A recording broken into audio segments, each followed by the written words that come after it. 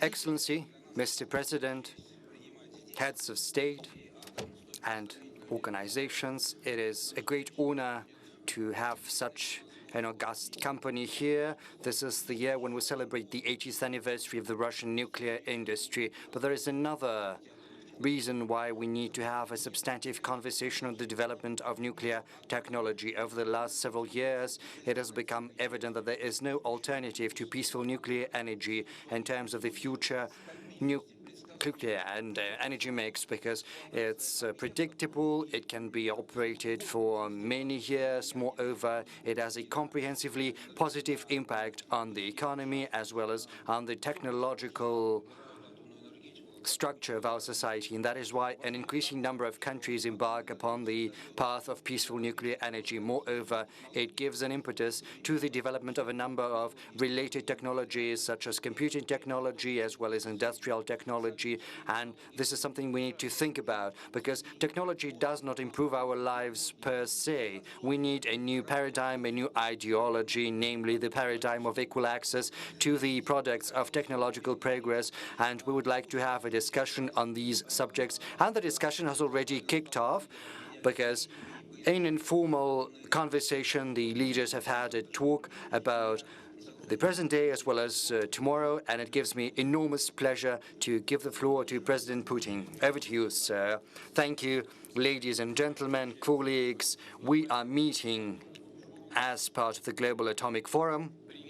I'm glad to welcome the heads of state and heads of international organizations here, and I look forward to having a joint substantive conversations on issues related to the present day as well as the tomorrow of nuclear energy. This dialogue is particularly important given that a growing number of countries and large companies view peaceful nuclear energy as the most important energy resource for long-term accelerated development. The general public is starting to view nuclear energy as an environmentally friendly technology in a consistent manner. It opens up enormous opportunities. It is evident that there are fundamental reasons that explain such a paradigm shift.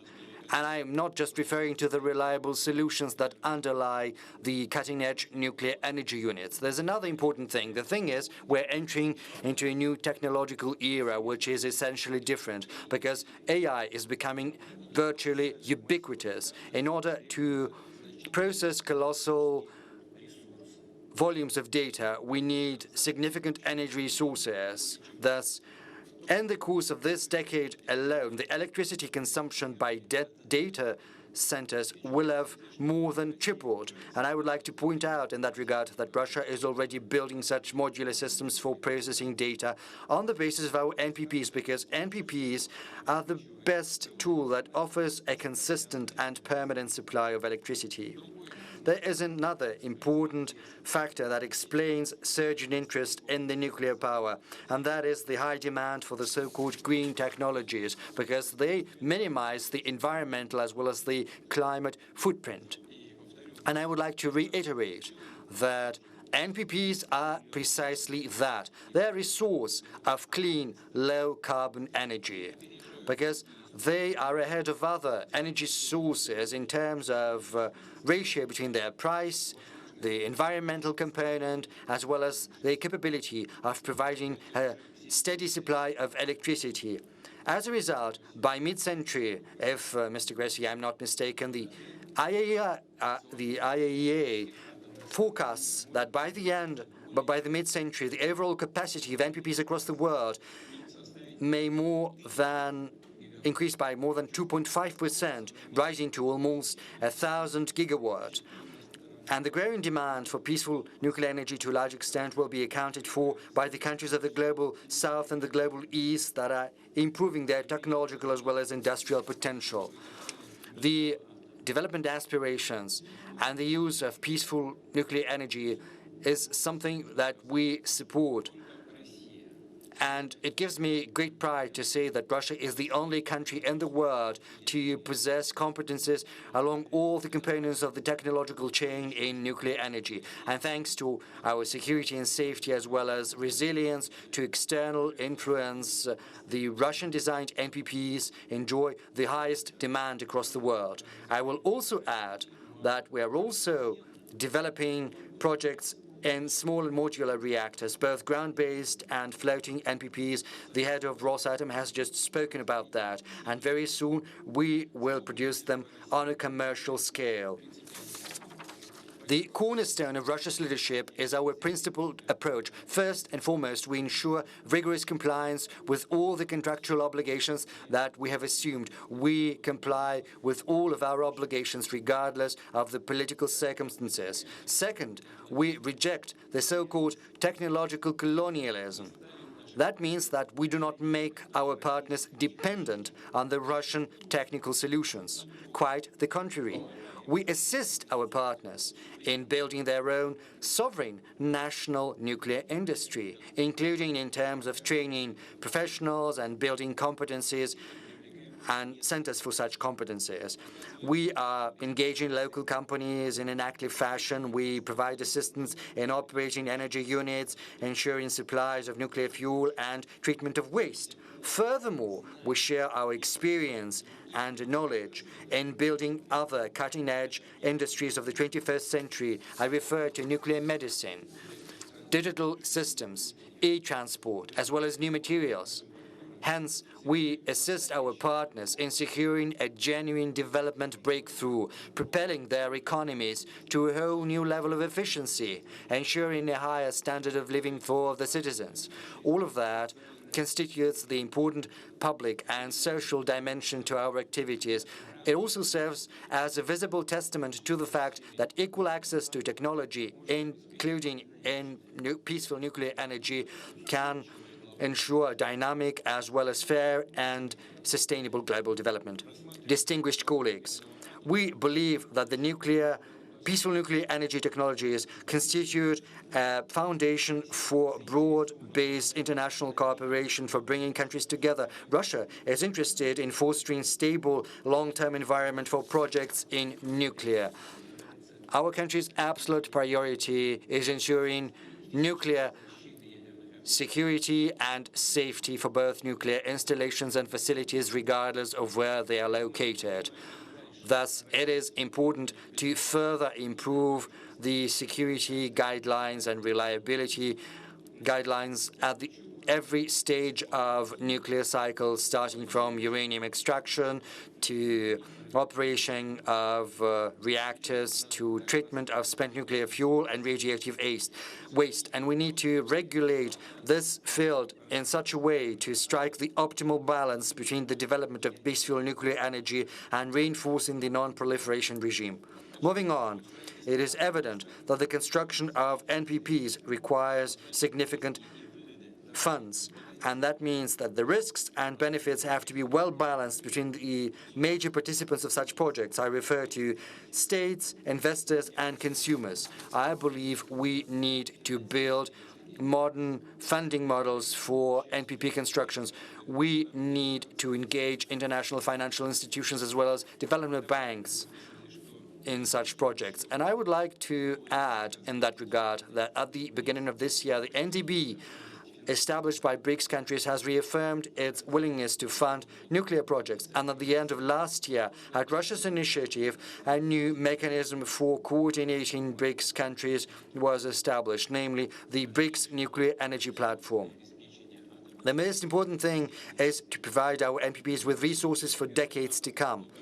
In order to use peaceful nuclear energy in the long run, we need more efficient technology based on completely new principles, and Russia is already working on such solutions. In the run-up to this session, colleagues and I, before we came to this room, we had a sit-down and we exchanged our opinions in an informal environment, and I would like to say that the OECD estimates that under the optimistic scenario, all the uranium resources will have been completely exhausted by 2090. that is around 8 million tons of uranium. But in practical terms, it can happen as soon as 2060. So very soon, right in front of us, this can happen. Because the thing is, 1/4 of uranium deposits is accounted for by deposits of metals where uranium is but an associated component. And that is where I'm moving on to. This is the most important thing. By 2030, as soon as 2030, in Tomsk region in Russia, we plan to launch the world's first nuclear power system with a closed nuclear fuel cycle. What does it signify? This is a revolutionary invention by Russian engineers and scientists. It means that almost all of the volume of fuel, 95% of spent nuclear fuel, will be reused multiple times in reactors. This mechanism will allow us to almost fully address the problem of the pile-up of radioactive waste.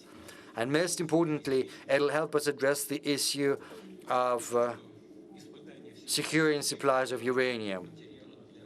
I would also like to say that the testing for all the materials that will be used for the closed nuclear cycle is scheduled to take place at the International Research Center, which is currently constructed in Ulyanovsk region. I would like to invite scientists from different countries to cooperate with us, because this is the advent of a new era. Dear friends, our meeting here, the Global Atomic Forum, is scheduled to take place because there are two important dates. We're celebrating first the 80th anniversary of the Russian nuclear industry, as well as the Nuclear Industry Workers' Day, which is celebrated annually in our country on September the 28th. And I'll remind you, we've just talked about that with colleagues, but I'd like to say that in a broader audience. The first decision happened on September the 28th, 1942, in the Soviet Union. Back then, the Great Patriotic War was in full swing. The outcome had not been certain yet. That was still the most dramatic stage of the Great Patriotic War, because the Battle of Stalingrad was in full swing. It was still ongoing. And the State Defense Committee made a decision on starting working on uranium. And I would like to sincerely offer my congratulations to the Russian nuclear industry workers, scientists, and the veterans, as well as the guests of the forum, and on your behalf, the professionals from former USSR republics that are brought together by the traditions of the great Soviet Ministry of Medium Machine Building. These traditions have to be kept up. I would like to wish you every success for the benefit of the citizens of our countries, and without exaggeration, for the benefit of humanity at large. Thank you. Thank you, Mr. President. Mr. President, thank you very much for your constant support, as well as for these warm congratulations. It's a great honor as well as great responsibility. We have to do everything that you've instructed us to do. Gathered here today are countries that are embarking on their nuclear path, and there are also countries that have rich experience of working in the nuclear. In 2023, we commissioned a nuclear facility to President Lukashenko, a 2-unit NPP. It accounts for 40% of electricity produced in Belarus. Moreover, it is also a showcase for many countries, because Ostrovets is a magnet for people from all across countries. They come there, and Belarusian specialists share their experience. President Lukashenko, thank you for your personal contribution to this project. You made the decision on the construction, and you provided your patronage until the very end. And a huge thank you, because in 2023 you asked us not to withdraw from Belarus, to stay there and build a whole cluster of high-tech projects, and that is what we're involved in right now. Over to you, President Lukashenko. Dear friends, before I'll say a couple of words on the topic, I would like to draw your attention to the following. Let me say a couple of words about this forum. You know, the situation Russia is in, we can see all sorts of publications about our countries. We see all the sorts of insults. We are called aggressors and co-aggressors. Well, it's not a secret. Russia, just as other countries present here, has enough problems. Particularly, the Russian Federation has lots of problems. And the struggle is ongoing that will be judged in the future. Nonetheless, what are we talking about today? Are we talking about war? Are we talking about war problems? No, not in the least. It's upon Russia's initiative that has lots of problems. We are talking about peaceful nuclear applications. We've come here for a forum where this same Russia is sharing its expertise. Can you name a couple of other countries that possess similar technologies and who would so openly and frankly say, come and see, here are the most advanced technologies. Technologies that countries normally don't share. Believe me, I'm an old and experienced politician, and I know almost all countries engaged in these sorts of things. I've visited some of the countries, but to imagine that a country invites others to show its own technologies, to say, come and here, we'll teach you. I know no similar country.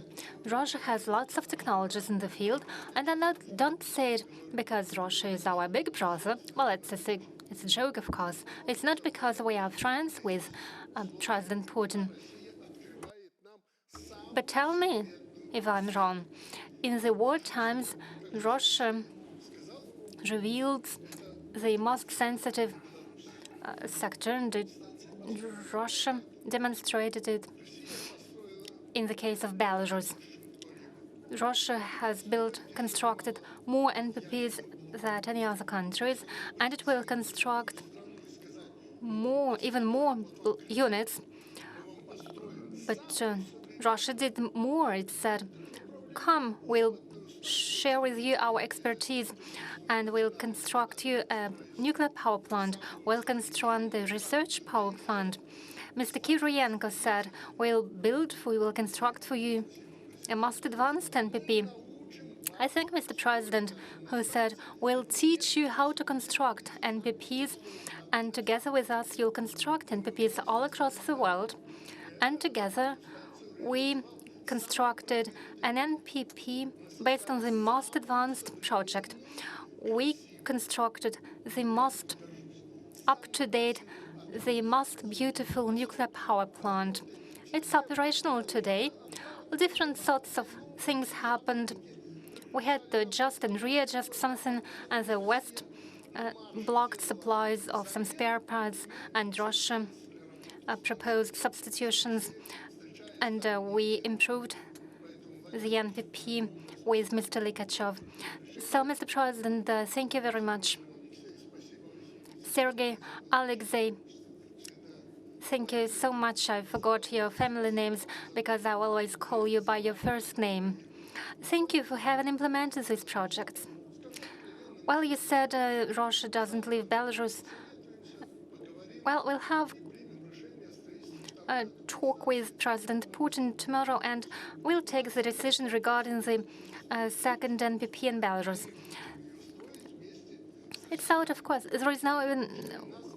It's not a question who will build the NPP.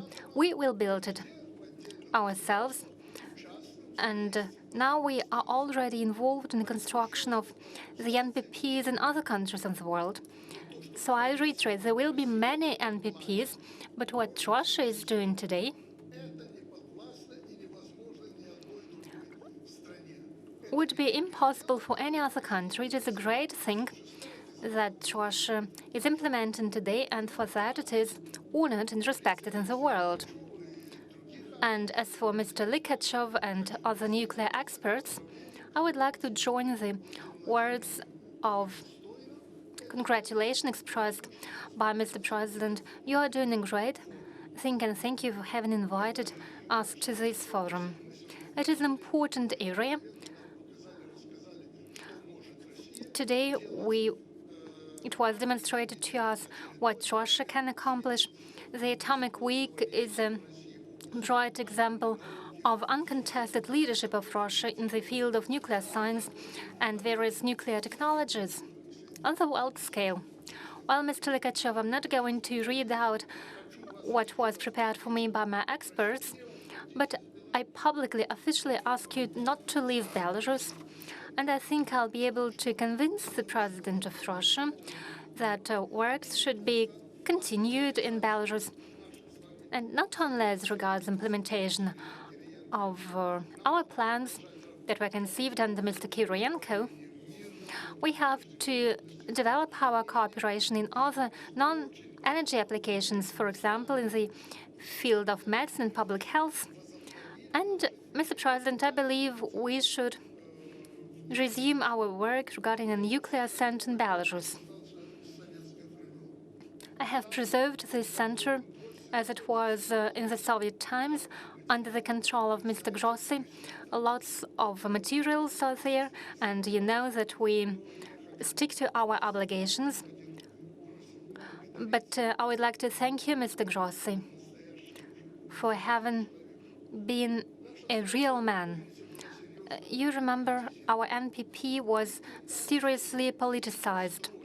We were accused of building something wrong. Americans were against, and the Europeans were outraged. You have visited this NPP many times, and openly, publicly before the journalists, you said, don't attack Belarus. Together with Russia, they are constructing the most advanced NPP. There are no questions to them. Well, and if you asked questions, we always provided answers.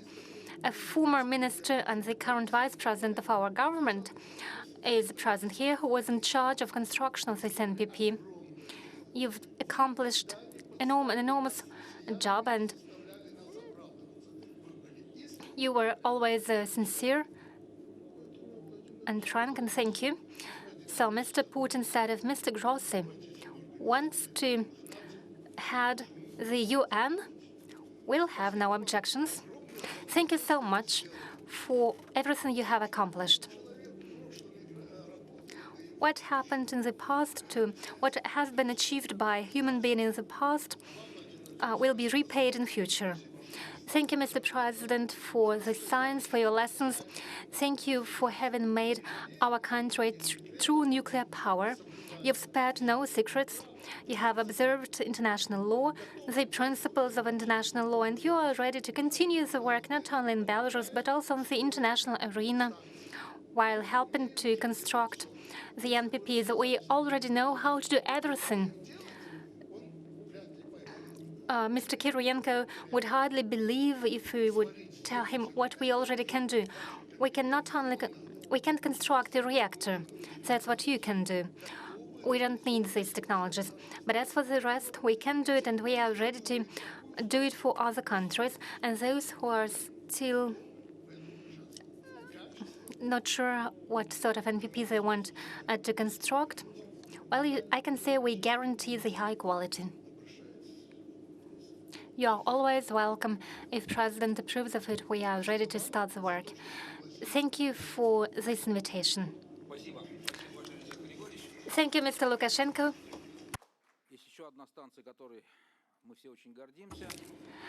And another NPP that we are proud of. It has been operational since 1977 in Armenia. In 1988, it sustained a spit-arc earthquake, and it is the only NPP that has endured such an earthquake. And together with Rosatom, with our assistant, this NPP remains operational. Well, Mr. Pashinyan, we say the NPP is ours, but it's our pride. And its operational time has been extended until 2036, and We support this decision, and we understand how important the next steps will be. You determine the future of your country for at least 100 years to follow. We'll do everything to make sure that all interests of Armenian people are observed and respected. Over to you. Thank you, Mr. Likachev. Thank you, Mr. Putin, heads of delegations, ladies and gentlemen. At the outset, I would like to express my deep gratitude for this invitation to participate in this important international event, the World Atomic Week. We are grateful for the warm hospitality and organization of this event at such a high level. I would like to congratulate the Russian Federation on the 80th anniversary of the establishment of the nuclear industry in Russia. It is a milestone in the nuclear and in the scientific and technical development.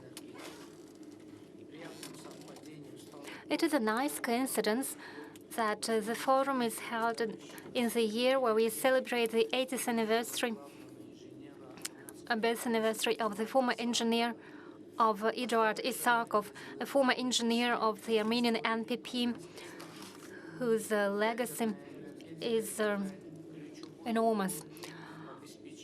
The nuclear energy plays an important role in ensuring clean energy supplies. It contributes to the reduction of CO2 emissions and helps us achieve the low-carbon development goals. Right implementation of digital technologies and artificial intelligence enhances the energy consumption, and in its turn, it makes nuclear energy even more relevant as a stable and environmentally friendly source of energy. In the future, nuclear energy will be an important element of a sustainable energy mix. At the same time, we have to make sure that nuclear safety's security are ensured. Armenia takes its international obligations very seriously, and it reaffirms its commitment to the standards and principles of international non-proliferation regime. Ladies and gentlemen,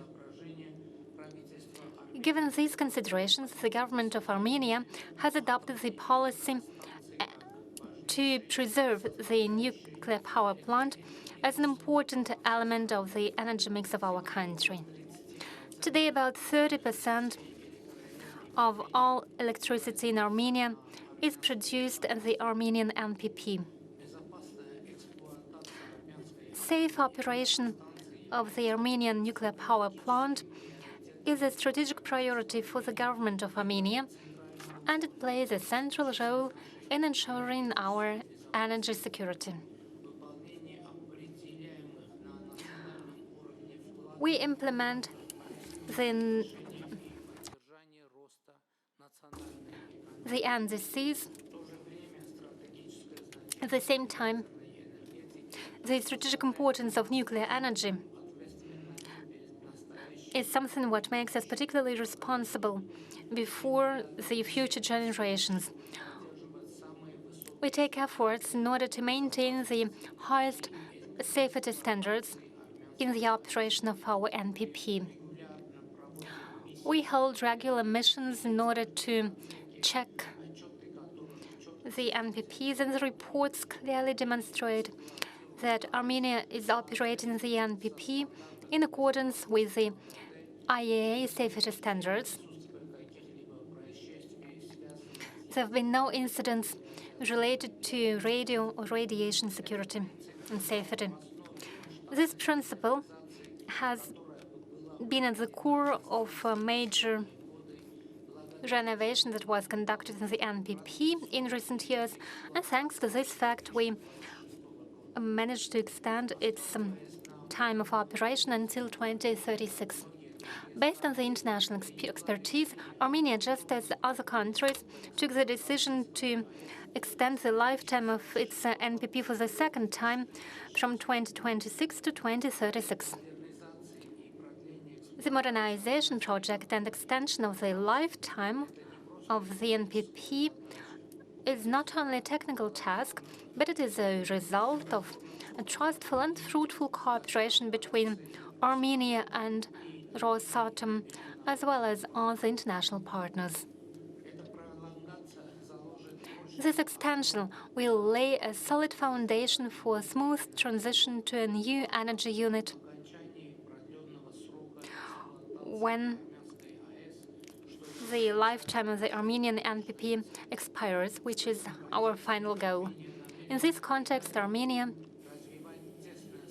intends to continue to cooperate closely with IAEA and with our partner countries in order to find an optimum solution as regards the substitution of the existing unit, taken into account economic considerations and safety and security considerations, as well as the peculiarities of our energy system and energy mix.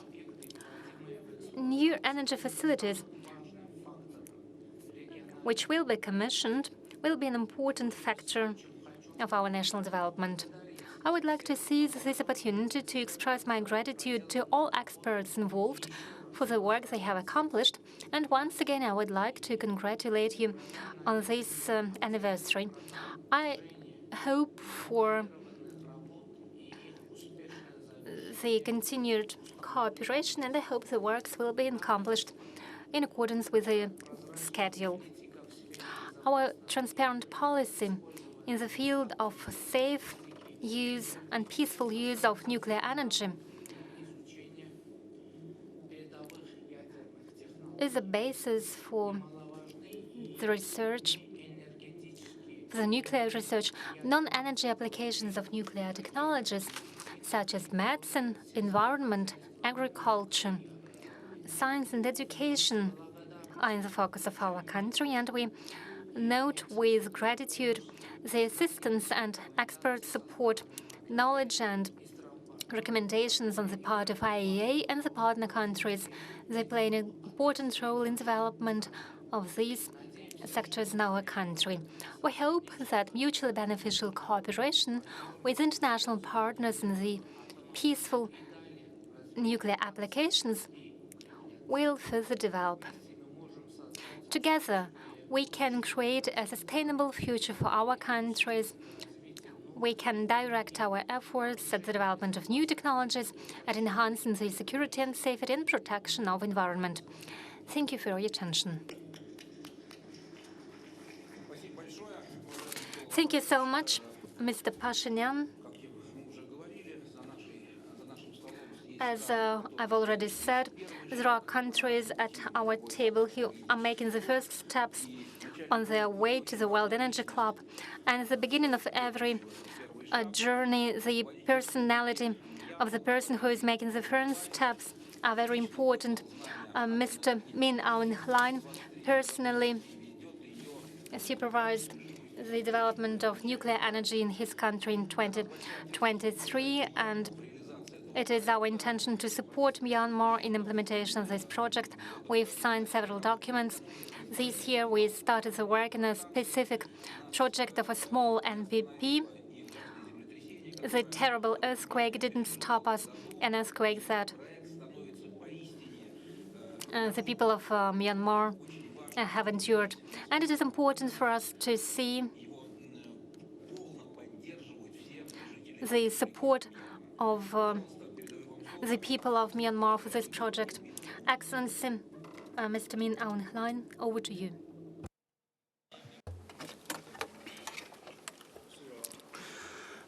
Distinguished delegates and His Excellency President Vladimir Putin and all leaders from the country attending this forum. First of all, I would like to express my gratitude for inviting me to this forum and for granting me the opportunity to deliver a speech at this forum, and particularly to His Excellency President Vladimir Putin. And it is my great honor.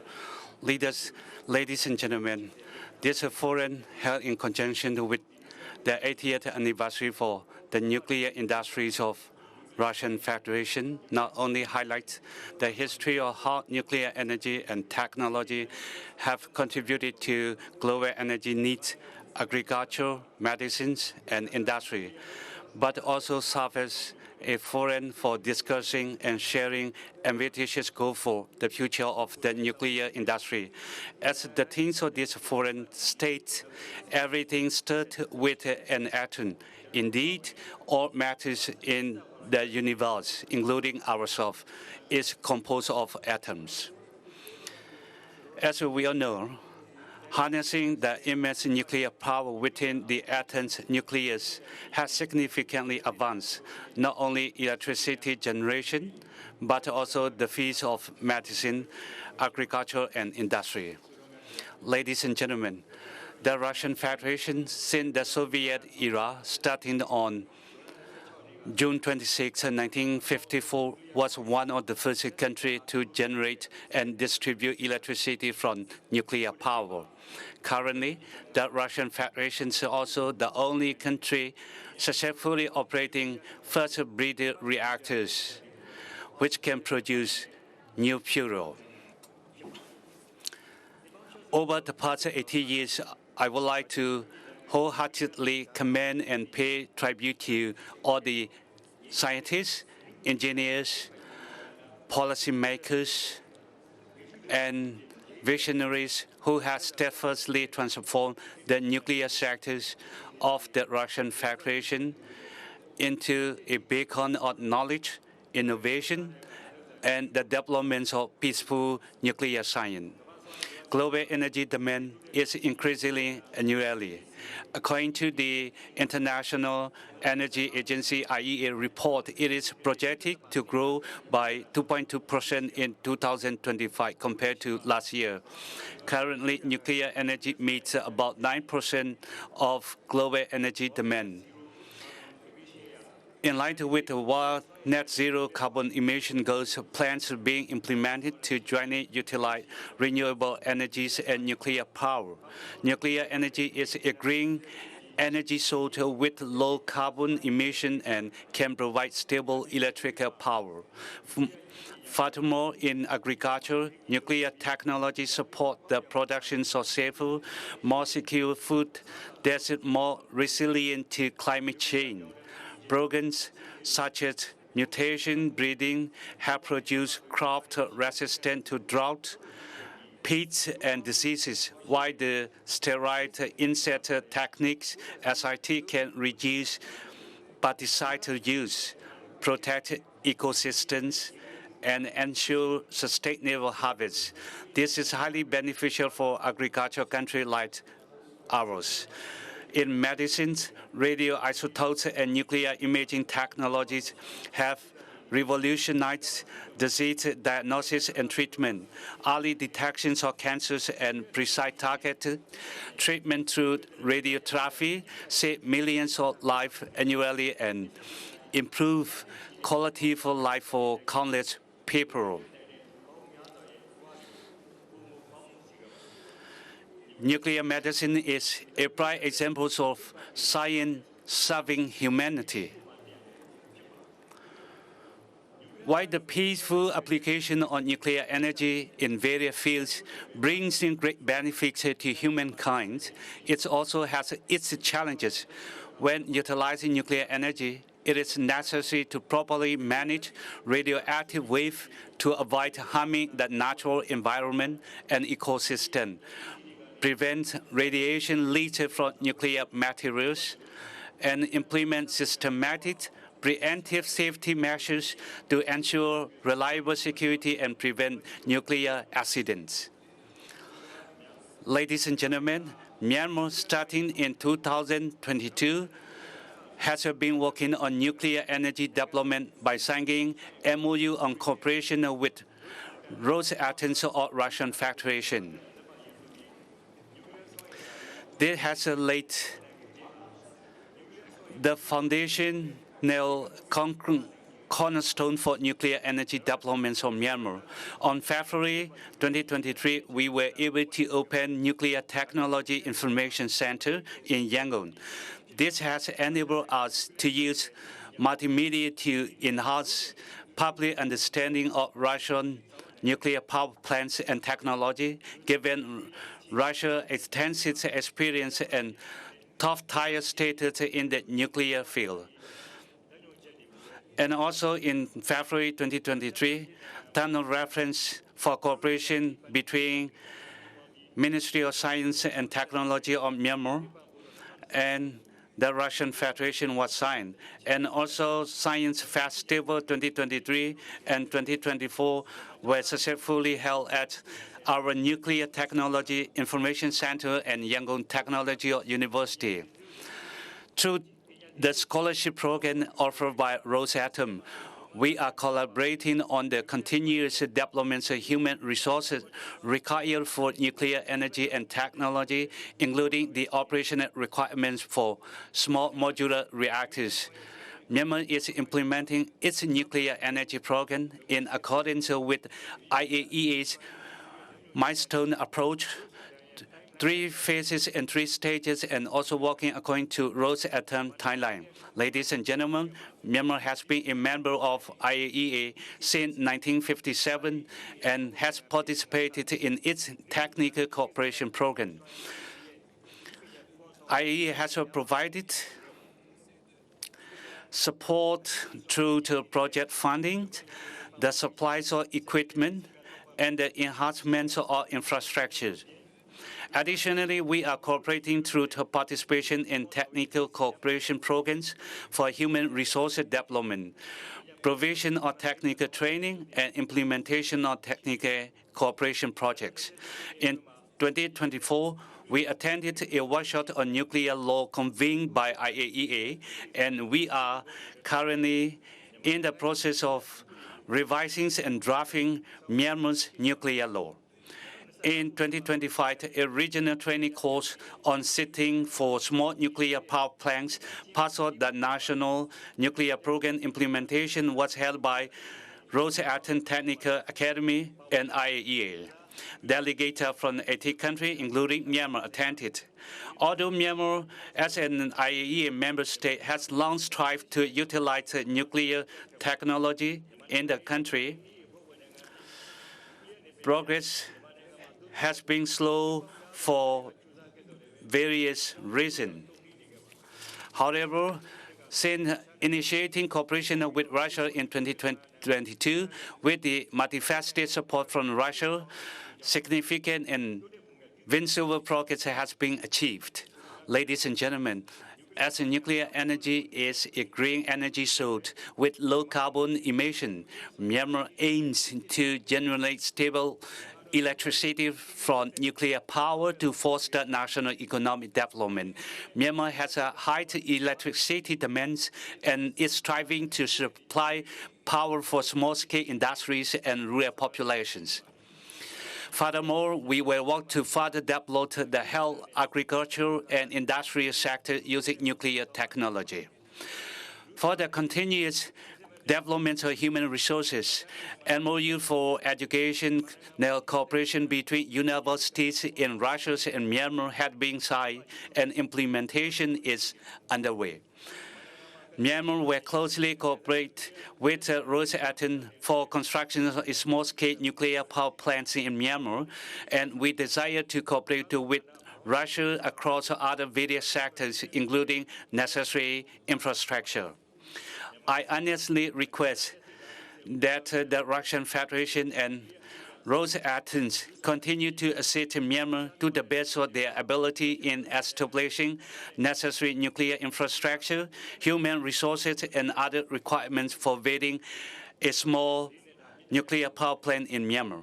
Similarly, I also earnestly request that IAEA continue to assist in human resource development for Myanmar implementation of its nuclear energy program. Distinguished delegates, in conclusion, Myanmar also wishes to cooperate with the countries attending this forum in appropriate sectors related to nuclear technology.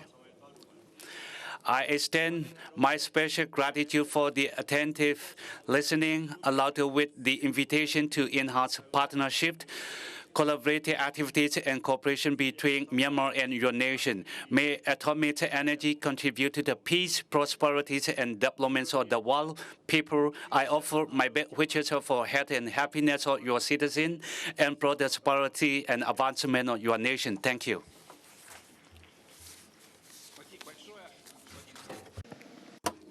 Thank you, Excellency. Certainly, we're going to do everything to follow your instructions, and I'm confident Mr. Grossi is going to do everything in his power to address the tasks that you've just evoked. The African continent is the most promising, the most dynamic, whereas the Federative Democratic Republic of Ethiopia, no doubt, is one of Africa's industrial leaders. His Excellency, Prime Minister Abiy Ahmed, Prime Minister of Ethiopia, has recently announced a decision on the construction of a first NPP, which is going to be on par with the Grand Ethiopian Renaissance Dam. And we are inspired by this announcement of yours, Prime Minister. We're already working based on the platform of Center for Nuclear Research and Technology. We're going to do everything in our power to ensure the supply of energy to the growing population of Ethiopia. Over to you, Prime Minister.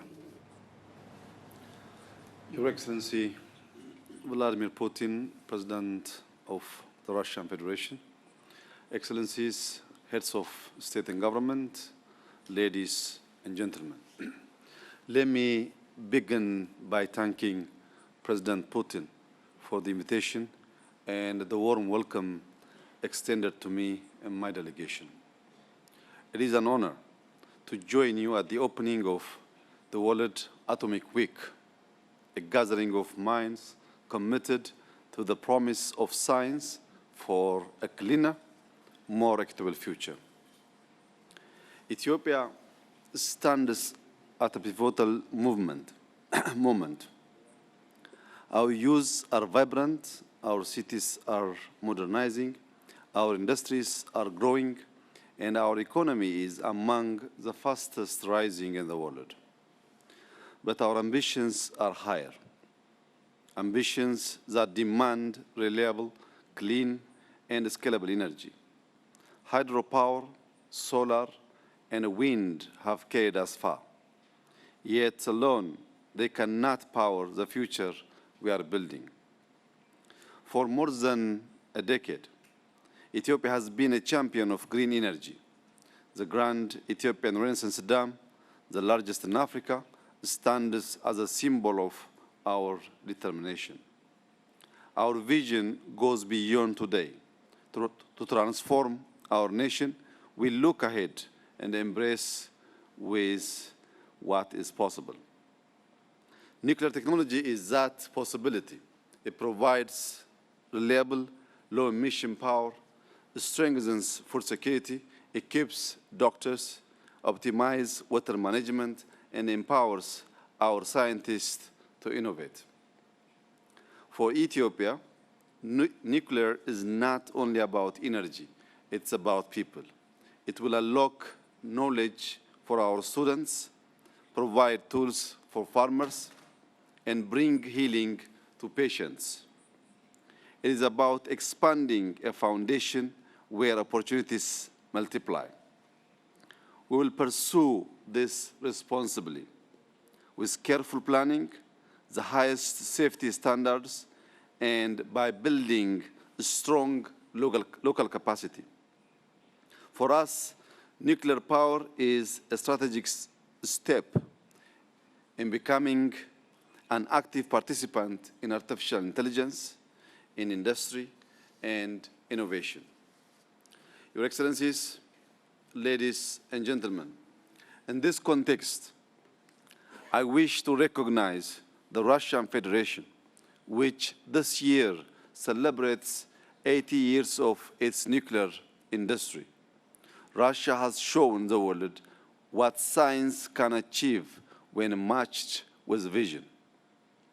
Ethiopia is ready to deepen partnership with Russia, combining their expertise with our skilled workforce and growing market to create a model of cooperation that powers our nation and inspires our continent. With more than 130 million people, we cannot afford to wait. Nuclear energy is essential to secure long-term development, diversify our energy mix, and realize Ethiopia's potential. Our goal is clear: a nuclear program that is safe, transparent, and exemplary. That's why we have chosen to pursue the peaceful use of nuclear energy with seriousness and alignment with international standards.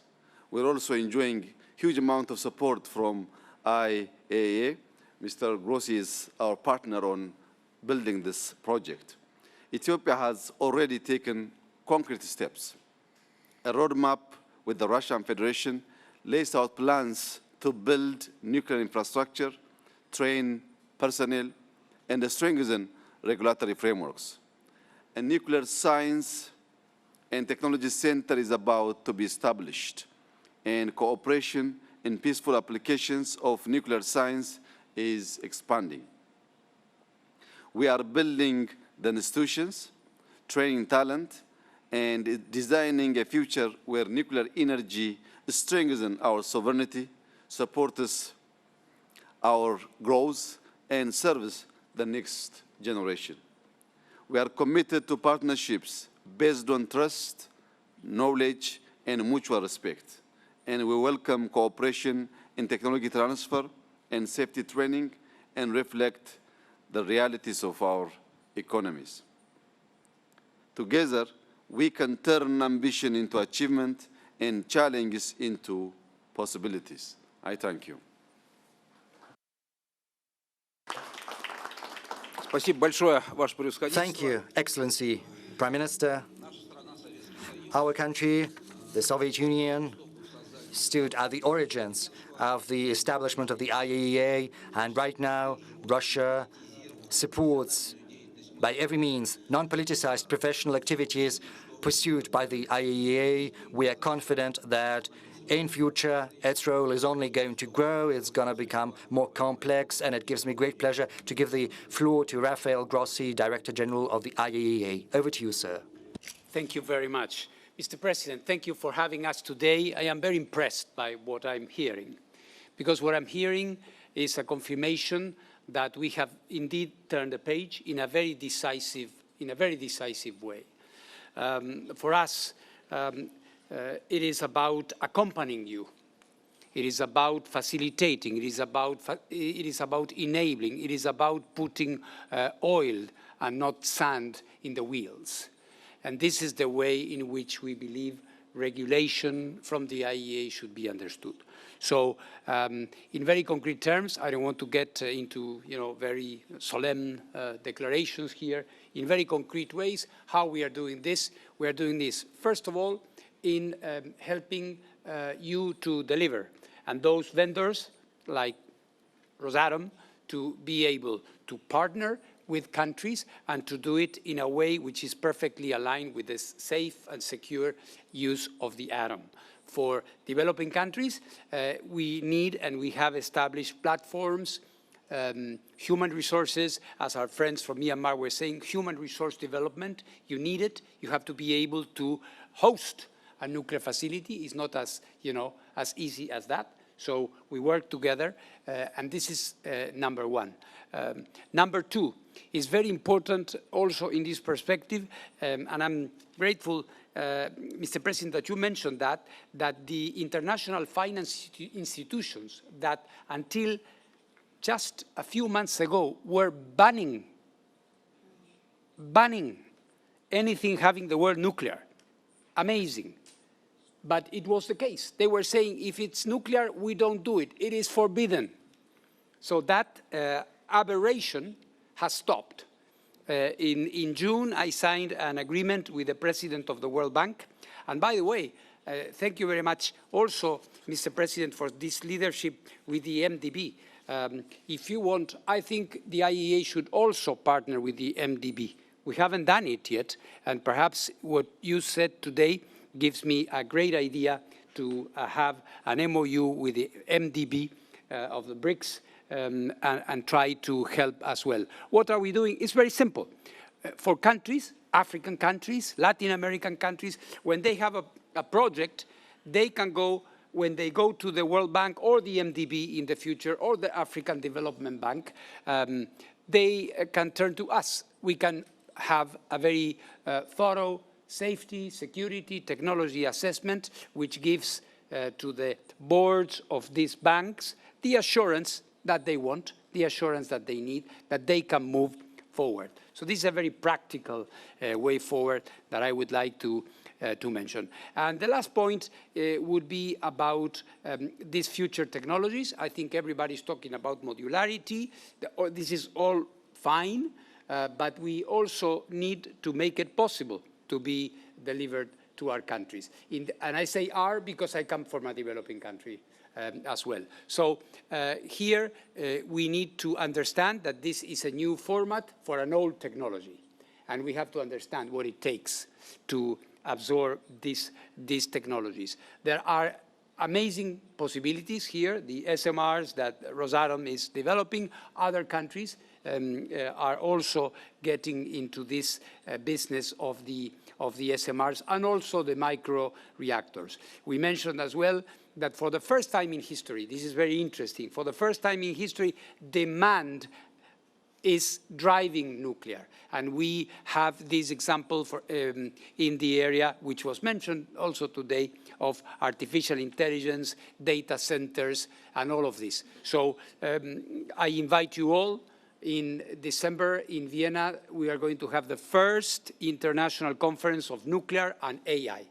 So we are bringing all the companies from Russia, from the West, from Asia, that are into this marriage, that it's about to be consummated, but we have to see how it's going to work. So this is my idea. We are a service to all of you. So we have to look at technology deployment, the money, which is very important, and the future. And the future means also, and Russia is again a pioneer in this, floating nuclear power plants, very important even for developing countries. That provides very interesting ways for countries that have weak grids, but also the transformation of the naval shipping industry into nuclear, which is another up-and-coming tendency that it is coming, and the IAEA is also coming with Atlas, Atomic Technologies License for Applications at Sea, Atlas, which is a new project that we are going to be launching.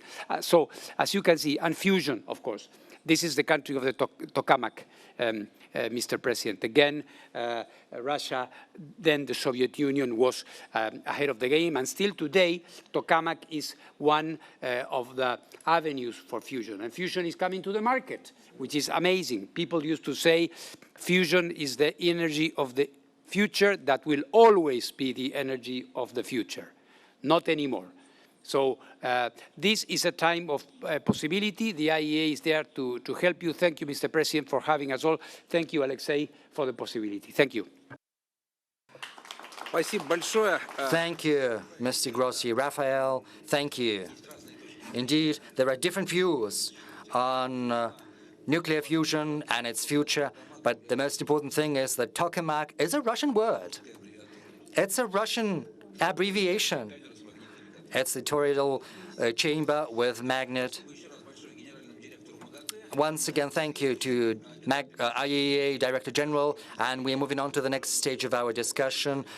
With your permission, distinguished leaders, I would like to give the floor to those who are responsible at the level of their national countries for the nuclear projects. We'll start with Iran. For more than a decade, Bushehr 1 has been in operation. The project started back in the 70s, but then it was abandoned by the German and French specialists, but the Iranian and Russian specialists have done the impossible. They've relaunched that, and they have introduced Russian equipment into the Western-built containment. More than 70 billion kilowatt hours has already been produced. We move on to the second two energy blocks, and I would like to give the floor to Mohammad Islami, Vice President of the Islamic Republic of Iran, as well as the President of the Organization for Atomic Energy of Iran. Over to you, sir.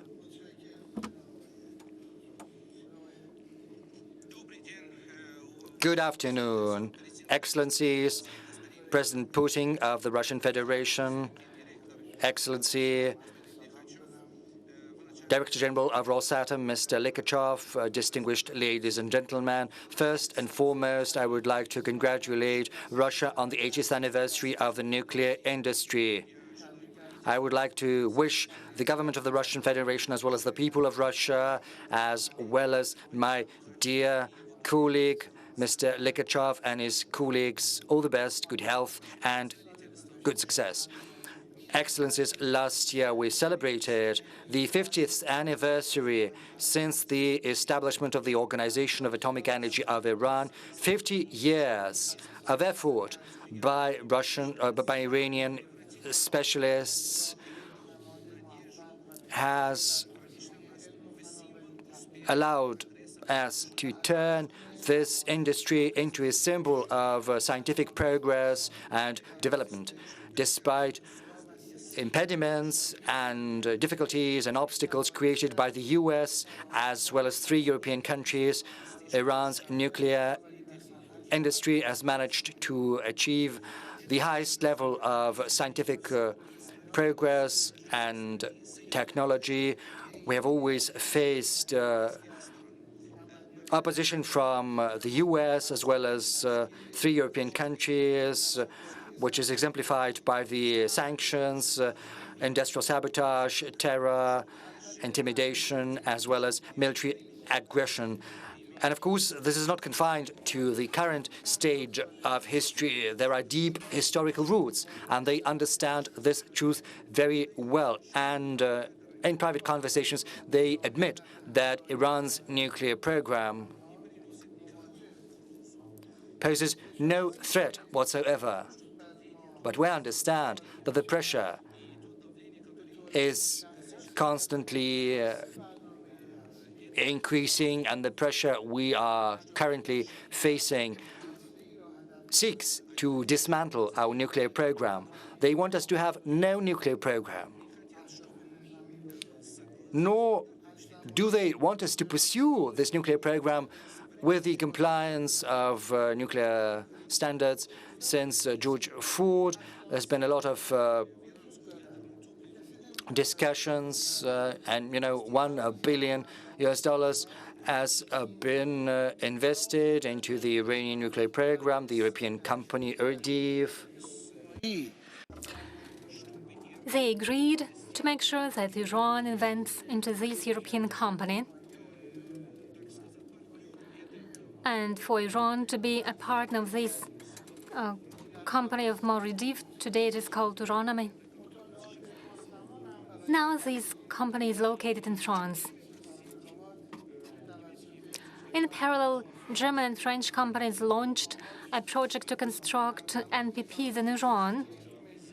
At the same time, they didn't observe the obligations, and they ditched these projects halfway. And I would like to once again say that we've paid 1 billion euros to France for them to participate in this project, to establish several power units. But after all of that, no single company that wanted to cooperate with us continued their works. Thanks to the initiative of other countries and the Zionist regime, they created the so-called Iranian dossier and falsified documents against the Islamic Republic of Iran and imposed sanctions and imposed great pressure in order to stop Iran and to make it capitulate, which of course is never going to happen. We would like to say to the European countries and the United States of America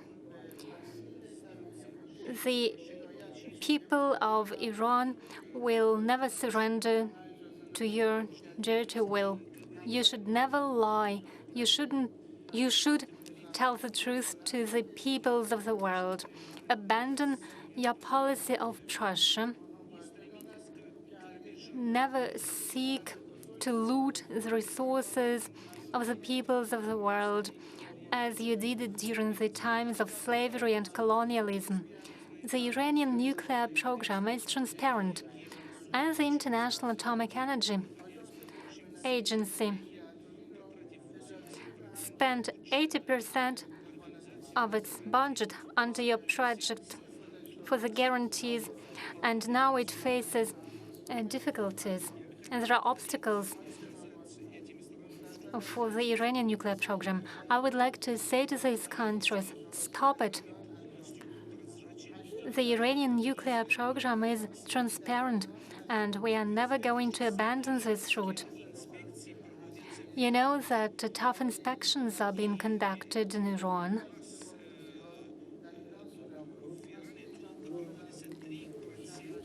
Only 3% of world nuclear energy are produced in Iran, but we host 25% of inspections. The project that the Germans dodged in Iran, Rosatom started to revive, and we thank our Russian companies. We continue the work on this project. It was very difficult. It is an unprecedented experience, but we have managed to integrate the Russian and German technologies. And now we have the technology. We've launched the Bushehr NPP. This NPP is working, is operational. And out of 100 points, it has received 100 points. It produces the energy volumes that we need.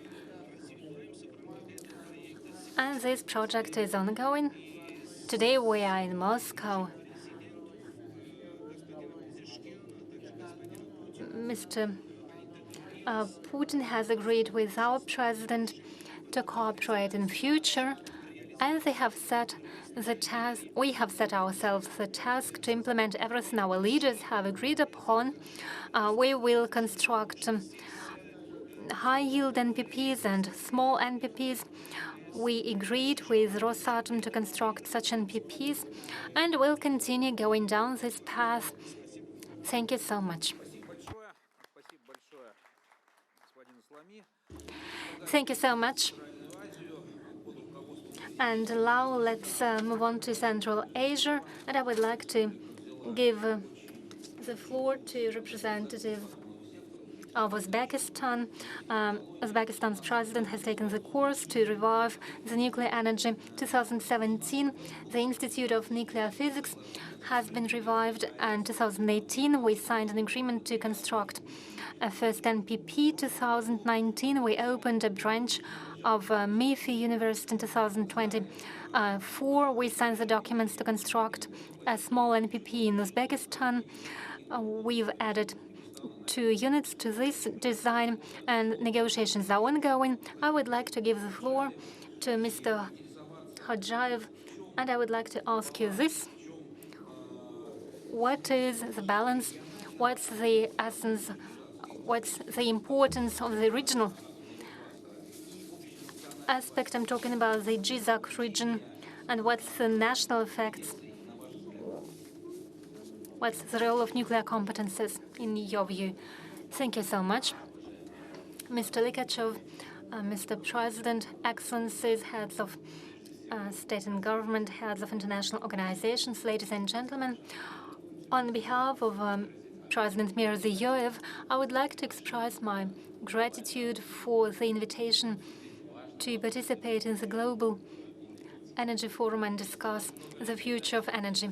For many years, Uzbekistan has been one of the major uranium producers. We account for more than 4% of world resources, and annually we produce more than 2.5 tons. Our country is among the dozen top producers, and we remain a main partner in the global fuel cycle. It is a real basis, it is real industrial expertise which helps us continue to develop this sector. And now, upon instruction of under the leadership of Mr. Medvedev, we proceed to our own generation with the use of peaceful nuclear technologies. Our work is multifaceted. We cooperate with Rosatom to implement the first NPP in Jizak region. We will build 2 reactors, 1,000 megawatt each, and 2 small reactors, 55 megawatt each, which makes it possible to produce 2.1 gigawatt, and the capacities will be flexible. By 2030, the NPPs will produce over 15 billion kilowatt per hour. It is part of a diversification strategy for our energy. By 2030, the share of clean energy in Uzbekistan should be more than 40%. The NPP will make a great contribution to this goal. In parallel, we implement projects in renewables. By 2030, we plan to put in operation over 12 gigawatt of solar and wind energy, which strengthens the sustainability of our energy system and enhances the role of renewables. So we have the large NPPs provide predictability, and small NPPs offer reserves for the small and solar and wind power stations. So nuclear technologies will be not only a source of clean energy, but also a systemic element which will help us increase the role of renewables in the industrial use. An additional topic is the training of experts. There will be ongoing and lifelong training system for the nuclear field, which will cover all stages of training, starting from the school education to postgraduate education. And there will be a system of training centers, where there will be kindergartens in order to promote interest to exact sciences, to physics and mathematics, in order for the children to have the right understanding of peaceful applications of nuclear energy.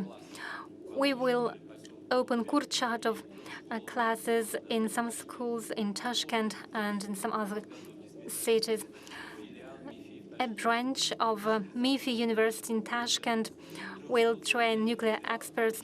About 30 students will have necessary education in order to make sure that the operation is ensured by national experts. In the MIFI University, our students are already receiving education, and in November this year, we will announce the opening of a master program in Tashkent University. There is an agreement between Rosatom and the MIFI University in order to launch an advanced engineering school, which will train highly qualified engineers. The revival of a national nuclear education is our key goal. It is important for us to make sure that we have applied use of nuclear technologies. We will construct labs, and we plan to build 10 specialized labs. Now, as for the importance of the project in Jizak region, let me say that construction of the NPP offers not only additional generation, but also long-term industrialization of the region. Over the past 5 years, industrialization has been ongoing. We open plants to produce the construction materials. There are industrial clusters. All of this requires huge energy resources, and an NPP will create lots of advantages for the region. It will enhance the volumes of power production, and the use and construction of NPP will create new jobs At this stage of construction, there will be new 12,000 new jobs. Besides that, the town of nuclear experts will be built. It will be a smart city combining new technologies, clean energy, and it will be a center of life for many people. The project will attract investment to the region, which will contribute to the development of infrastructure, including roads, housing, and social infrastructure. Together with our partners, we are open for broad international cooperation, starting from engineering and localizing the equipment and to the training. IAEA has declared it is ready to provide comprehensive support to the development of national nuclear infrastructure of Uzbekistan as regards regulations and technical aspects in order to ensure sustainable and safe implementation of nuclear technologies. With our colleagues, we consider a possibility to create an international consortium with the world's leading suppliers of non-energy nuclear technologies. This project for us is not only a step towards energy independence, but also an example of strategic cooperation with the Russian Federation. Thanks to the experience, expertise, and technologies of Rosatom, we are able to implement a unique NPP in our region. And for our colleagues, it is a possibility to once again demonstrate the efficiency of their solutions and lay the foundation for joint productions. Thus, the NPP will be a symbol of new industrialization of Uzbekistan, a driver of modernization of our energy, and a solid foundation for strategic cooperation between our countries for decades ahead. Thank you so much for your attention. Thank you, Excellency. And now I suggest that we move to the north of Africa.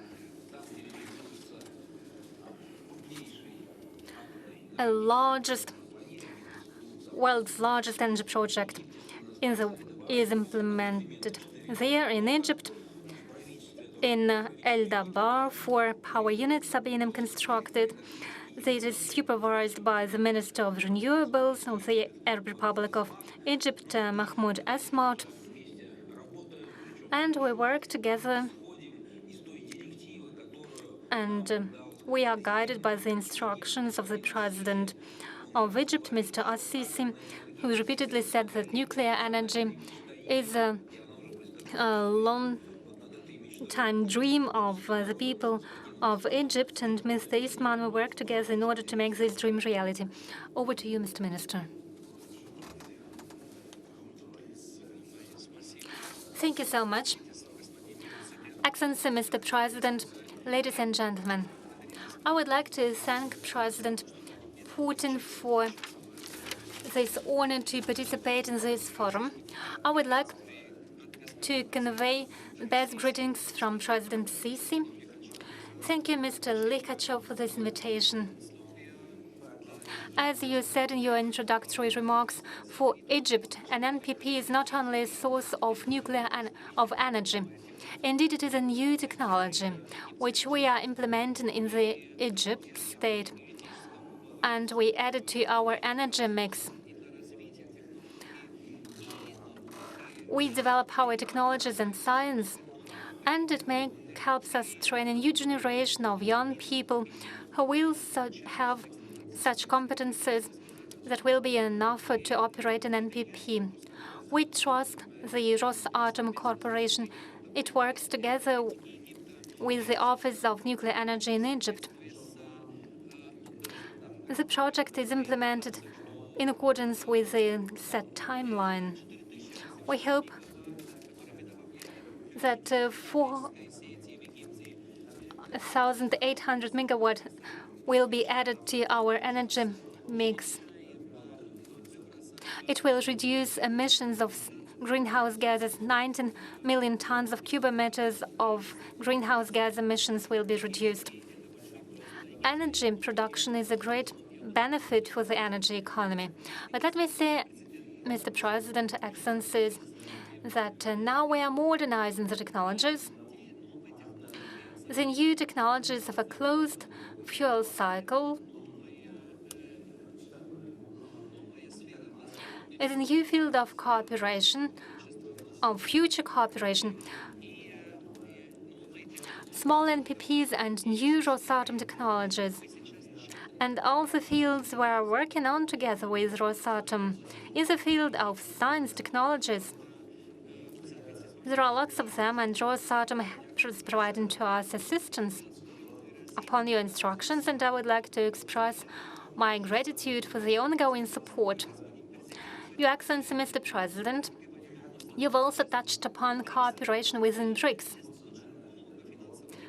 There are lots of financial institutions, including the Development Bank within BRICS, and under support of IAEA, we would like to use this instrument in order to construct new NPPs. Green energy, green sources of energy, clean sources of energy suffer under the underfinancing. All leaders and all colleagues have pointed that nuclear energy is green and environmentally free energy.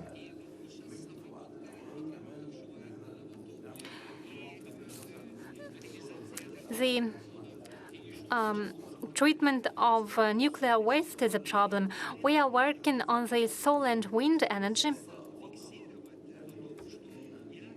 but we can say for sure that nuclear energy is clean and environmentally friendly.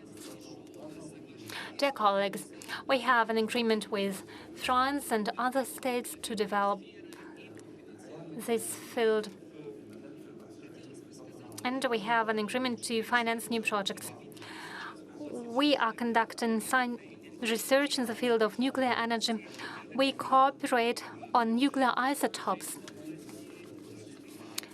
And in the field of transfer of technologies, we coordinate our work with Rosatom and with all our Egyptian institutes and institutions in order to conduct joint research. Once again, thank you for your invitation. Over the past several years, by the end of this year, we'll be able to implement 40% of the work envisaged under the construction project. I hope that we'll be able to accelerate the construction pace. Today we started the work, an important stage of work already. Thank you, Rosatom, for your support. Thank you, Minister Smart.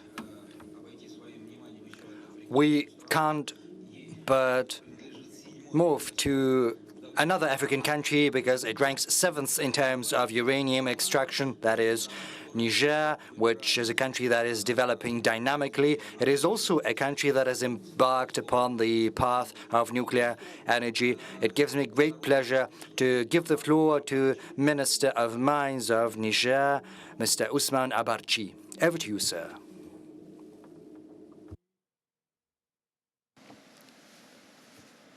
Monsieur le Président de la Corporation Rosatom, Director General of Rosatom, Excellency, Mr. President of the Russian Federation, President Lukashenko, ladies, gentlemen, from the outset, allow me to perform a very pleasant task of giving to you, Mr. President of the Russian Federation, a fraternal salutation from the President of the Republic of Niger, General Abdurrahman Tiani. Speaking here today, I would like to express the solidarity of the Republic of Niger with the Islamic Republic of Iran that has been subject to extraordinary aggression. I refer in particular to the nuclear program of Iran. It is my great honor to be here today, and in my capacity, I would like to support President Lukashenko's position, who has just explained to us that some countries are reluctant to share their nuclear technology. So the presence of Niger at this table is a visible testimony to Russia's noble conduct, which consists in sharing nuclear technology.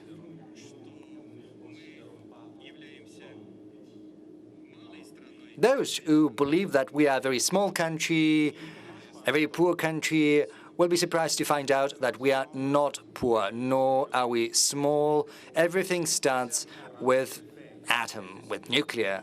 There are two things I would like to say. First, I would like to remind you of the thing that everyone is aware of. But at the same time, I would also like to share our deepest conviction with you. The first thing brings me to say the following. Everyone knows how important uranium is. Everyone knows how important it is from the point of view of life of citizens wherever they are living in any country. The thing is, electricity consumption is growing on a world scale year in, year out by 3%. That said, 700 million people, regrettably, have no access to electricity. But these are people we're talking about, not animals. So, it's true, we cannot guarantee energy supply based on solely renewable sources of energy. And that means that we need other sources. And NPPs are precisely that. They are the solution that allows us to ensure a continuous supply of electricity. It also helps us avoid large-scale greenhouse gas emissions. NPPs are a unique source of energy because we are fully aware that 1 kilo of uranium is sufficient to produce as much energy as would have required tons of coal or gas. So this is not just solely about ensuring energy supply, this is also about social justice. We need to make sure that electricity is accessible to every person living on this planet. We need to make sure that every human being has access. This should not be a privilege, this should be a right. And indeed, Niger occupies an important place in that regard. For the first time in 1956, uranium deposits were discovered, and since that time, our country has emerged to be one of the world's biggest producers of uranium. We thereby ensure energy security of numerous countries. However, these countries have not always been grateful to us for that. But there is one thing I would like to assure you of. I think your countries have also suffered the consequences of such ingratitude. I would like to remind you that back in 2009, when our former president demanded that one country that had exploited our uranium deposits for 40 years should revisit the uranium prices, when our government back then expressed its desire to pursue nuclear energy, the president of that very country said, "Don't even dream about that." Excellencies, Mr. President, I believe you understand what country I'm referring to. And you know, we have natural reaches, the world's biggest uranium deposits. Our deposit is the world's biggest. That's true. 2,340,000 tons of uranium. But of course, our country is not empty-handed. and we would very much like to explore this cooperation with the Russian Federation. This is our proposal. Let's work together on exploring, on developing our uranium deposits. But it's not just all about numbers. We understand that incumbent upon us is the world responsibility, because the production of uranium is also the cornerstone of the world's energy security. This is also the cornerstone of energy transition across the world, in all the countries. The president of the Russian Federation has just told us about the possibility of a situation when uranium deposits are not going to be sufficient, say by 2080 or so. But I think more deposits will have been discovered in our country by that time. So far, we've only surveyed 500,000 tons of uranium and confirmed these deposits. But I think that these deposits account for only 20% of everything that is hiding in the subsoil of the Republic of Niger. And this brings me to the second aspect that I wanted to cover. I would like to say that I have a strong conviction. The development of uranium deposits does not rest solely on technology. It also involves responsibility in the eyes of the world community, because many countries are dependent upon us, as well as consumers and investors. And first and foremost, succeeding generations. As I have just pointed out, the Republic of Niger is a producer of uranium, and thereby it facilitates energy security on the planet in general. And yet, regrettably, this has not brought about economic prosperity for our country. That is why I believe the time has come to enter a new stage of our development. It's time we proposed new approaches. It's time we revisited the way we use our nuclear potential.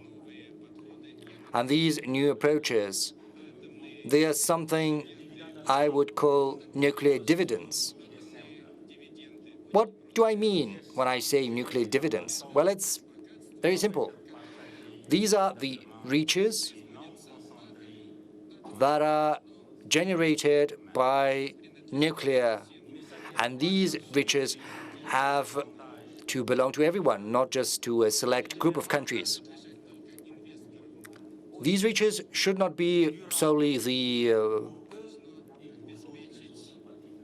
appanage of investors.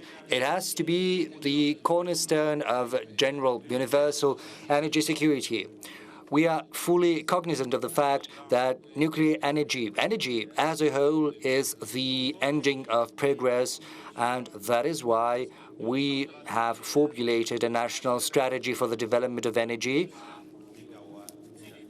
And we would like to build 2 energy units in our country with a capacity of 2,000 megawatts. That is the proposal by the Republic of Niger to Rosatom. We are willing to work with Rosatom on this project, certainly under the supervision of the IAEA. I believe that the IAEA Director General has seen for himself that the Republic of Niger has the necessary capabilities for that. You'll tell me that our ambitions are too big. Indeed, our ambitions are big. But it's important to us, and it's also important to the African continent as a whole. Mr. President, I have just attended a session where I got familiar with different projects of NPP construction.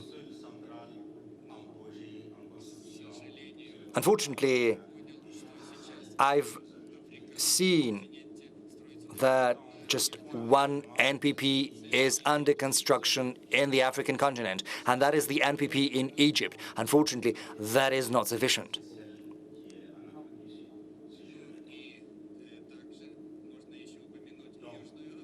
Yes, there is also South Africa, but that's it. So if we want to develop jointly, and, you know, President Lukashenko has reminded us of that, the Russian Federation is willing to share its nuclear secrets, and if that's the case, then we are willing to cooperate. And on our side, we are ready to provide our uranium deposits. Our cooperation with the Russian Federation is going to be an example of noble, lofty aspirations.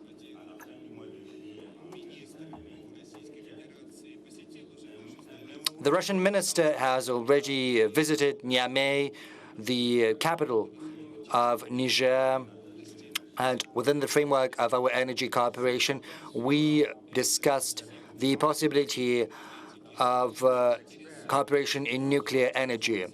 We're certainly interested in technology, we're interested in the training of new professionals, and of course, I'm referring first and foremost to the peaceful use of energy, Mr. Director General of the IAEA. But there are other aspects, other avenues we'd like to pursue, such as the use of nuclear technology for agriculture, as well as for... And also, I would like to develop our hydropower, nuclear energy, nuclear medicine.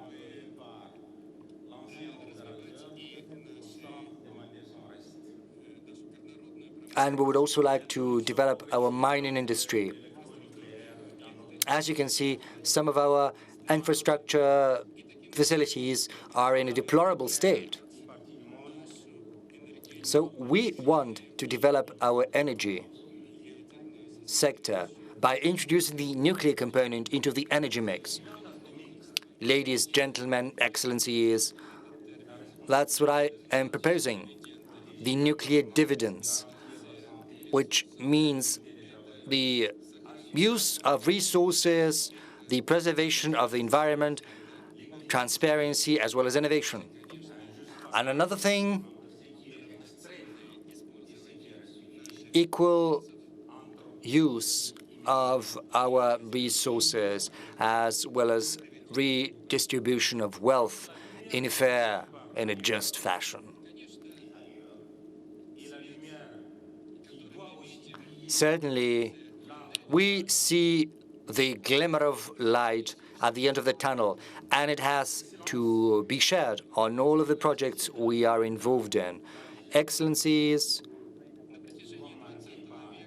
in the course of the 20th century, we saw the dawn of the nuclear age. First, it was marked by fear of domination by one countries and impoverishment of other countries, but we want the 21st century to be different. We want the century to be that of justice. And if we develop our nuclear energy on the basis of a responsible approach, this will provide us with an excellent future, and the Republic of Niger, which is rich in uranium deposits, is resolute. It's determined to be together with Russia on this path. We are open to this cooperation, and we are fully aware of the responsibility we bear for building this beautiful future. So let us work together, building beautiful projects, starting from small things. Everything starts from an atom, and this is the basis upon which we shall construct prosperity as well as solidarity. Thank you. Thank you, Minister Abarchi. Thank you for concrete proposals as well as for the words. And the proposals you've made with regard to our bilateral cooperation, they're very interesting. And Excellencies, we're moving on to a very important final stage of our discussion. Next, we will give the floor to representatives of non-government international organizations and associations. And I think this is going to be the greatest part of our discussion. I would like to give the floor to Madam Sama Bilbao y Leon. She is the head of the World Nuclear Association, which brings together more than 100 countries and organizations and companies. And despite the fact that these companies are rivals in terms of commerce, they still manage to work constructively, trying to expand international cooperation. It is important to point out that not just nuclear organizations, but other organizations are showing interest in nuclear technology. Sama, over to you. Please share your experience. How do you manage to preserve this consensus and stability in a big international organization? Over to you. Thank you very much, Mr. Likachev, Mr. President, Excellencies. It's truly a pleasure to be here today with all of you. Thank you for the opportunity to join in this first Global Atomic Forum in the context of the World Atomic Week. And it is also a pleasure to celebrate with all of you 80 years of the Russian nuclear industry. As you very well said, World Nuclear Association is the international body that represents the global nuclear industry. We have more than 250 member organizations in 44 countries in all continents. And really what we are trying to do is bring together the global nuclear industry so we actually share best practices, and we are the voice of the united global nuclear industry in all issues. So we work together in fuel cycle issues, we work together in supply chain, we work together in workforce issues, we work together in making sure that we have the right policies, the right markets, the right regulations to have financing. So all those issues we are tackling from the point of view of the industry. And we are proud to work also together with the International Atomic Energy Agency, bringing, in addition to the expertise of the agency and Mr. Grossi, the expertise of the industry to many newcomer countries that are looking to moving forward very pragmatically. So I would say that among some of the activities that the association is doing, I would highlight our efforts in the Net Zero Nuclear Initiative, which I think it captures a little bit this collaboration, this joint united nuclear industry at a global level. We launched this initiative in 2023 at COP28 in Dubai. And the goal of this initiative is to at least triple global nuclear capacity by 2050. And today, it has assembled a very ambitious coalition. We have over 31 countries, and I really hope that perhaps by COP30, some other countries that are here will also join this coalition. We also have 14 of the world's largest banks and financial institutions and 16 large energy users, including Google, including Amazon, including Meta, Dow Chemical, and many other large energy users. So what I'm trying to say here is what Mr. Grossi expressed today, what I think is quite unique. For the first time, I would say in a long time, there is consensus in society from the policymakers, from the financiers, from the energy users, from civil society, that using nuclear energy is an imperative if we are serious about meeting climate change goals in a manner that is timely, that is cost-effective, and that is equitable. In other words, that we ensure socioeconomic development, quality of life, prosperity for everybody in the world. So as I said, this coalition of the ambitious recognizes that without a significant expansion in nuclear energy, there is no way that we are going to achieve this. So I do want to share with you what this means, because triple or nuclear capacity perhaps doesn't mean anything for many of us. So today, we have about 400 gigawatts electric of nuclear capacity at a global level. And this provides about 9% more or less of our global electricity. So if we were to triple global nuclear capacity by 2050, we will simply maintain 9 to 10% of global electricity. Why? Because the demand is growing very quickly. The world is trying to industrialize, the world is trying to electrify, and nuclear energy needs to go at this speed. So our studies tell us that tripling global nuclear capacity by 2050 will be around 1,200 gigawatts of nuclear electricity. And by the way, our World Nuclear Energy Outlook report that we will release at COP30 this year tells us that this is well within reach. If we look at the commitments of many countries in this table and others around the world, we really are there. So, but at the same time, this really means that 10% is really not enough. We need to be more ambitious because this is just electricity.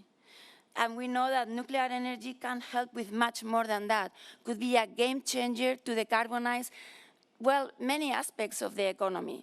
District heating, shipping, as we discussed a second ago, process heat for the chemical industry, for the petrochemical industry, for the metallurgical industry. There is infinite opportunities for nuclear to actually contribute more into society. And this is why you will always hear me say at least tripling global nuclear capacity. So really, this is just more than numbers. This is actually bringing together all these stakeholders that already understand the full potential of nuclear energy and together catalyze this joint effort so we can actually remove all the obstacles and actually accelerate what we need in order to deliver the full potential of nuclear energy. So maybe I think I will say that for this, what we need is a united approach and a new mindset. We need the bold, visionary leadership that we are seeing around this table and in many other places around the world. So I would maybe just end with a thought that I wanted to be taken as a positive thought. So, the nuclear industry is often reminded that we are all in this together, that our risks transcend national borders. And many people will say, well, an accident anywhere is an accident everywhere. Well, I want you to think of the other side of this coin. I want to highlight the enormous opportunity. And this opportunity also transcends borders. So I would like to remind you all and the global nuclear industry that a successful nuclear project anywhere will translate in success for nuclear energy everywhere. So with this thought, I really think that we would like to work together and deliver, because the more that we deliver, the most opportunities there will be for all of us. So thank you, спасибо, for the opportunity to join you today. Thank you so much. Thank you for your constructive cooperation, Sama.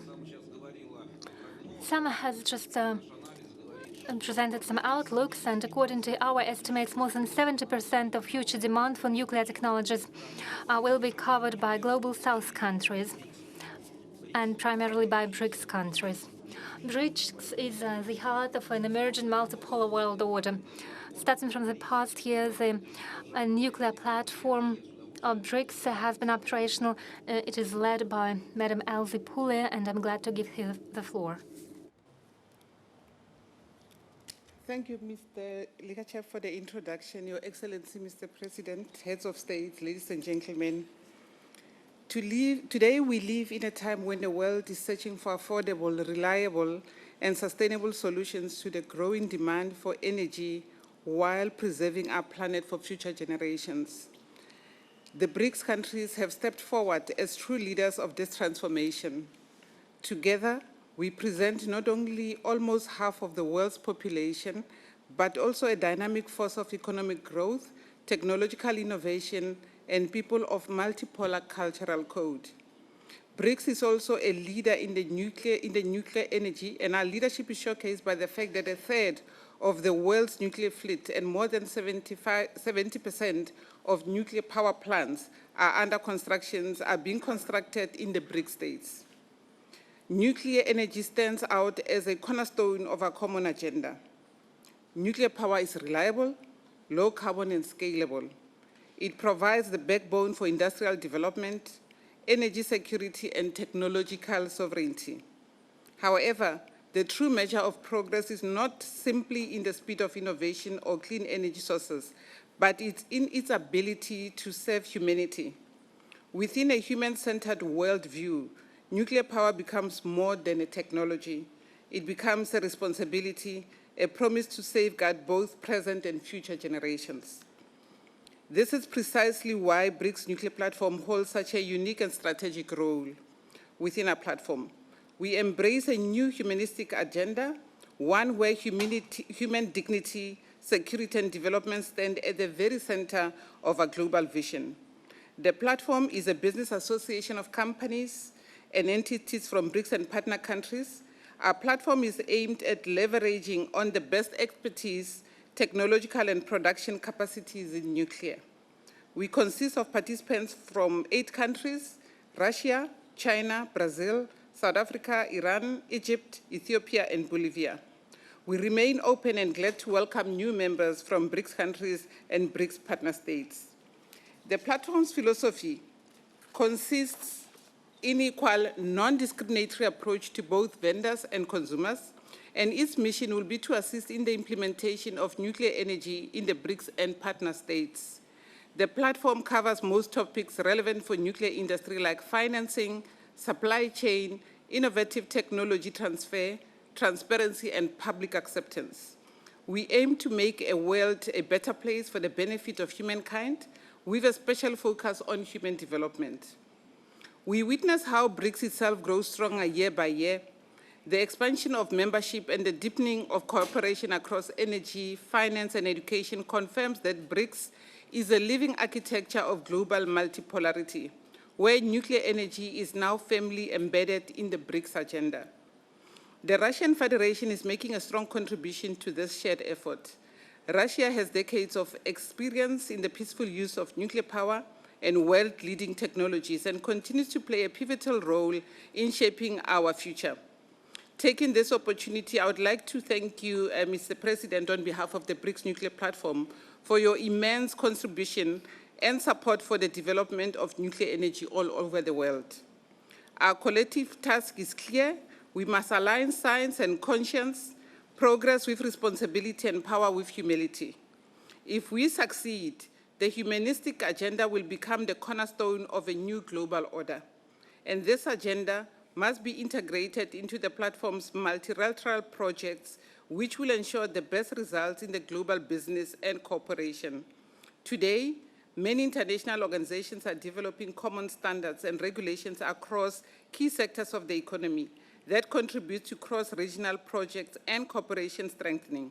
For BRICS, I believe it will be truly groundbreaking to launch similar work in nuclear business. With your support, Mr. President, and with the active participation of BRICS leaders, we can make this vision a reality. Спасибо. Спасибо большое, Эльзе. Вам спасибо огромное. Thank you so much. Thank you, Elsie, for your personal leadership in development and creation of the BRICS nuclear platform. I'm sure it has a great future. Distinguished participants of the discussion, we are planning our nuclear projects for hundreds of years, which means that many generations to come will work on the projects that we have developed, and development of the young generations and young youth projects is a key to success. There is an impact team 2050, and one of the representatives of this company, Diana Gamazova, is here with us. She was born in Kazakhstan. She received an education in the UK, but she wants to work for Kazakhstan. Diana, over to you. And what I want to know is where and how you see the connection of the generations. What shall we do in order to make sure that your generation is better prepared to continue the projects that we are launching today? Good afternoon, everybody. Impact Team 2050 is a team of young leaders from different countries promoting nuclear technologies among young people. Yesterday, on the margins of the World Atomic Week, the work of a 100-person team from 33 countries was launched.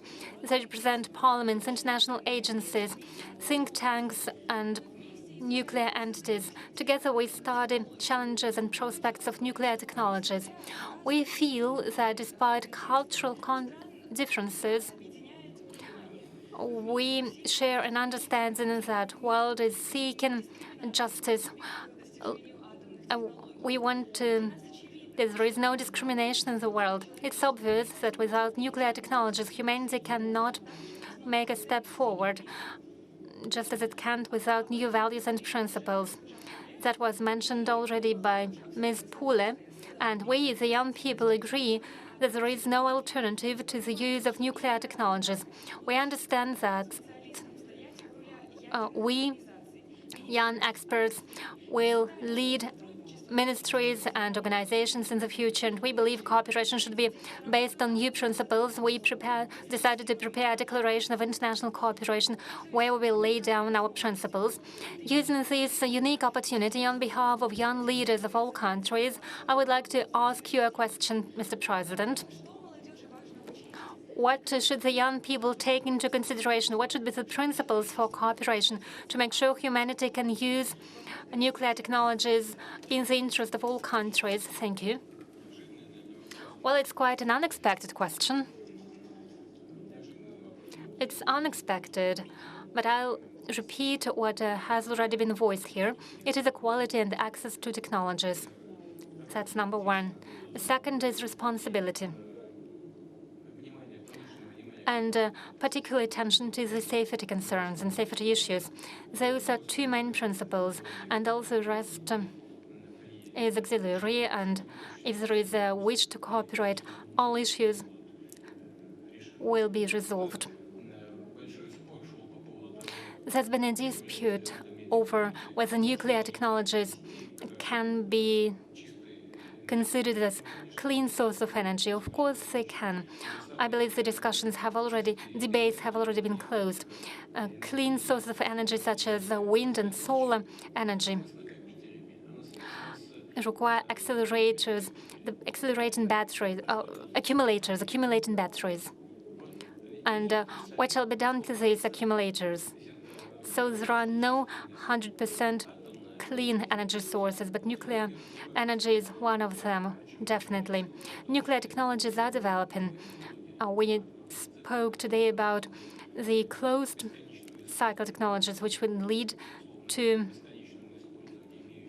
endless use of resources with the colossal output and the minimum burden on the environment. And it is a technology of the future. And the future belongs to young researchers, to young scientists, young engineers, and young experts. So thank you so much for developing this topic, and I would like to wish success to all of us. Thank you so much, and thank you for this work.